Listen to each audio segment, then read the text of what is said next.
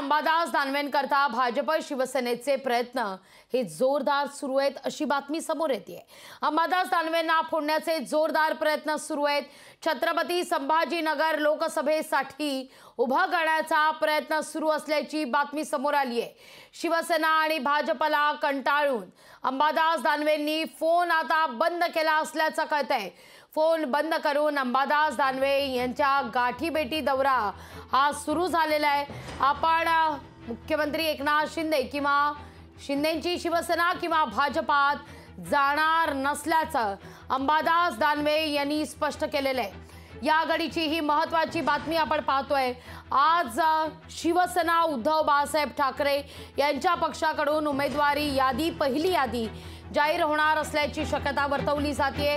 छत्रपती संभाजीनगरमधून चंद्रकांत खैरे यांचं संभाव्य नाव समोर आलेलं आहे। पण या मतदारसंघातून आपण गेल्या 10 वर्षांपासून लोकसभेकरता इच्छुक असल्याचं अंबादास दानवे यांनी म्हटलं होतं आणि आपण लोकसभा निवडणुकीकरता इच्छुक असल्याचं देखील त्यांनी जाहीर केलेलं होतं। पण आता खैरेंचं नाव समोर आल्यानंतर अंबादास दानवे यांना भाजप किंवा शिवसेनेत घेण्याच्या दृष्टीनं जोरदार प्रयत्न केला जातोय अशी बातमी समोर येते।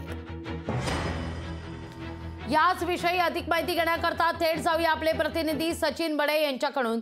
सचिन, असं ऐकण्यात येत आहे अंबादास दानवे वैतागलेले आहेत आणि अंबादास दानवेंनी आपला फोनच बंद ठेवलेला आहे, स्विच ऑफ केलेला आहे फोन अंबादास दानवे यांनी। भाजप आणि शिवसेनेकडून इतका त्रास दिला जातोय, नेमकं काय घडतंय? लागलीचे आपण पाहताय की महाराष्ट्राच्या राजकारणामध्ये फोडाफोडीचं राजकारण जे आहे ते गेल्या बऱ्याच वर्षांपासून सुरू असल्याची जी प्रतिक्रिया आहे ती विरोधक करताना पाहायला मिळत आहे।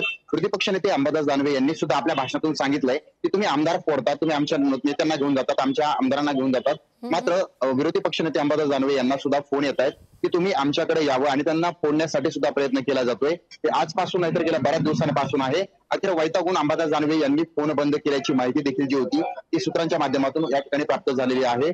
अंतर्गत वाद जो आहे तो म्हणजे चंद्रकांत खैरे यांचा असेल तो अंबादास दानवे यांचा असेल तो आजपासून नाही तर बऱ्याच दिवसांपासून सुरू आहे। मात्र अंबादास दानवे यांना फोडण्याचा प्रयत्न जो आहे तो केला जातोय। एकनाथ शिंदे गटाकडे यावं, त्यांनी यावं किंवा भाजपकडे यावं त्यासाठी वारंवार प्रयत्न केला जातोय। मात्र अंबादास दानवे हे मी कट्टर शिवसैनिक आहे आणि मी कुठेही जाणार नाही, या ठिकाणाहून हलणार नाही आणि गद्दारी करणार नाही त्या भूमिकेवर ते अजूनही ठाम असल्याचं पाहायला मिळतंय। मात्र त्यांना वारंवार बोलवणं येतंय, त्यांना सांगितलं जातंय की तुम्ही आमच्याकडे यावं आणि त्यांना फोडण्याचा प्रयत्न जो आहे तो वारंवार करत असल्याचं जी माहिती आहे ती सुद्धा प्राप्त होत आहे। त्यामुळे अंबादास दानवेंना वारंवार फोडण्याचा प्रयत्न सुरू असताना मात्र अंबादास दानवे मागे हटायला तयार नाहीयेत किंवा त्यांच्याकडे जायला देखील तयार नाहीयेत। मात्र जोरदार प्रयत्न अंबादास दानवे यांनी भाजपकडे यावं, शिंदे गटाकडे यावं किंवा त्यांना लोकसभेसाठी तिकीट दिलं जाऊ शकतं अशा प्रकारची चर्चा आहे ती जोरदार रंगू लागलेली आहे। त्यांना ऑफर दिला जातात मात्र ते हटायला तयार नाहीयेत। लागली सचिन, पण असंही कळतंय की फोन स्विच ऑफ केलेला आहे अंबादास दानवेंनी, पण अंबादास दानवे गाठीभेटी घेत असल्याची देखील बातमी समोर आली आहे। नेमकी कोणाची गाठभेट होतीये, काय चर्चा होतीये? कारण आपण नाराज आहोत, आपल्याला गेली 10 वर्ष डावललं जातंय, आपण इच्छुक आहोत लोकसभा उमेदवारी करता, हे अंबादास दानवे यांनी आता जाहीरच केलेलं आहे। त्यामुळे खैरेंचं नाव संभाव्य यादीत आल्यानंतर अर्थातच दानवेंच्या नाराजी संदर्भात चर्चा जोर धरतीये।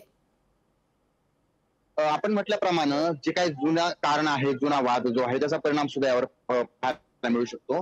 कारण चंद्रकांत खैरे आणि अंबादास दानवे यांचा जो वाद आहे तो काही नवीन नाहीये, तो खूप जुना आहे। त्या वादाच्या माध्यमातून त्यांनी बराच वेळा नाराजी देखील व्यक्त केलेली आहे आणि ज्या प्रकारे आपण पाहताय की एक ताकद निर्माण करण्याचा प्रयत्न जो आहे तो सत्ताधारी पक्ष वारंवार करत आहे आणि त्याचाच परिणाम जर पाहिला तर अंबादास दानवेंना स्वतःकडे खेचण्याचा प्रयत्न केला जातोय। त्यांना वारंवार फोन यासाठी केले जातात की त्यांनी यावं, भेटीगाठीचे प्रयत्न जे आहेत ते सुद्धा वारंवार या ठिकाणी सुरू आहेत।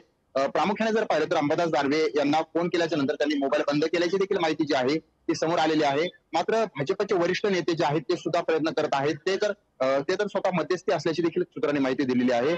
जे भाजपचे वरिष्ठ नेते आता काही ठिकाणी आपल्याला पाहायला मिळतात जे वारंवार चर्चेत असतात किंवा ते मराठवाड्याचे नेते म्हणून देखील त्यांना ओळखलं जातं, ते सुद्धा या ठिकाणी मध्यस्थी म्हणून काम करत असल्याची देखील प्राथमिक स्वरूपामध्ये माहिती प्राप्त होतीये। ही प्रामुख्याने जर पाहिलं तर ही मोठी घडामोड म्हणता येणार आहे। अंबादास दानवे यांना खेचण्याचा प्रयत्न केला जातोय, त्यांना फोडण्याचा प्रयत्न केला जातोय।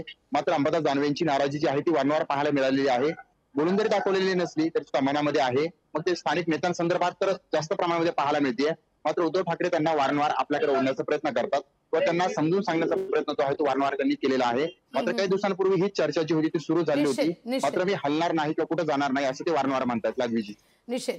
सचिन तुर्तास, धन्यवाद तुम्ही दिलेल्या एकूणच या सविस्तर माहिती करता.